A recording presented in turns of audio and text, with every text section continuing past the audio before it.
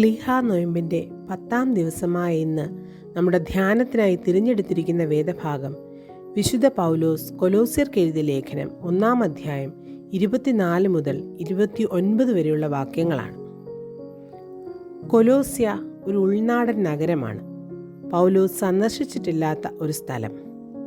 വേദവിപരീത ഉപദേശങ്ങൾ ശക്തിപ്പെട്ടിരുന്ന ഒരു കാലത്ത് യേശുവിലുള്ള വിശ്വാസം നഷ്ടപ്പെട്ടു പോകാതിരിക്കാൻ പൗലോസ് വിശ്വാസികളെ ഓർമ്മപ്പെടുത്തുന്നു.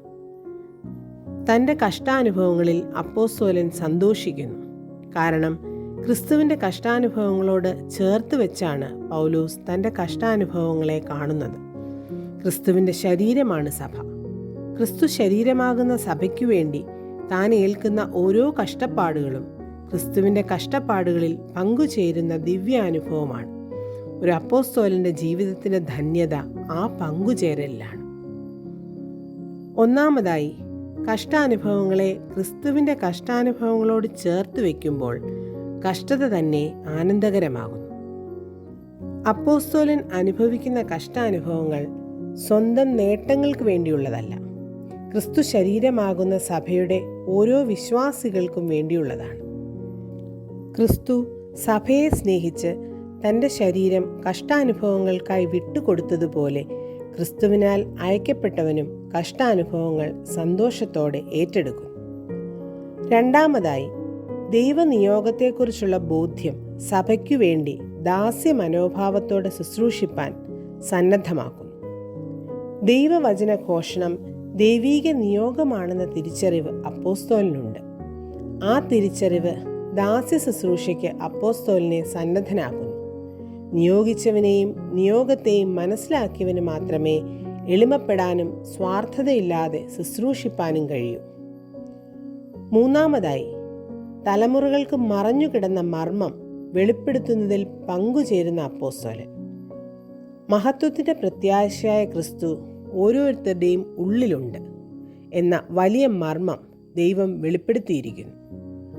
ആ മർമ്മത്തിൻ്റെ മഹിമ സകല ജാതികൾക്കും വെളിപ്പെടുത്തി കൊടുക്കുന്നതിന് ദൈവത്തിന് മനസ്സായി. ആ മഹത്വമേറിയ ശുശ്രൂഷയിൽ പങ്കുചേരാൻ കഴിഞ്ഞു എന്നതിൽ അയക്കപ്പെട്ടവർ അത്യന്തം സന്തോഷിക്കുന്നു. നാലാമതായി, ക്രിസ്തുവിൽ പൂർണ്ണതയുള്ളവരെ സൃഷ്ടിക്കാനുള്ള കഠിനാധ്വാനം. അപ്പോസ്തലന്റെ സ്വപ്നവും ആഗ്രഹവും അതുല്യമാണ്. ഒരുവന്റെ വ്യക്തിത്വത്തെ ക്രിസ്തുവിൽ തികഞ്ഞതാക്കി നിർത്തുക എന്ന വലിയ സ്വപ്നം. അപരന്റെ വ്യക്തിത്വത്തെ ക്രിസ്തുവിൽ തികഞ്ഞതാക്കാനുള്ള നിരന്തര അധ്വാനത്തിൽ അവർ മടുക്കുന്നില്ല. തന്നിൽ വ്യാപരിക്കുന്ന ദൈവശക്തി മുഴുവൻ ആ വലിയ ലക്ഷ്യത്തിനായി ചിലവിടാൻ അവർ ഒരുക്കമാണ്. അപ്പോസ്തലന്റെ ജീവിതം കഠിന പാതയിലൂടെ ആണെങ്കിലും ക്രിസ്തുവിൽ തികഞ്ഞവരാക്കി ഓരോരുത്തരെയും നിർത്തുക എന്ന വലിയ ലക്ഷ്യത്തോടെയാണ്.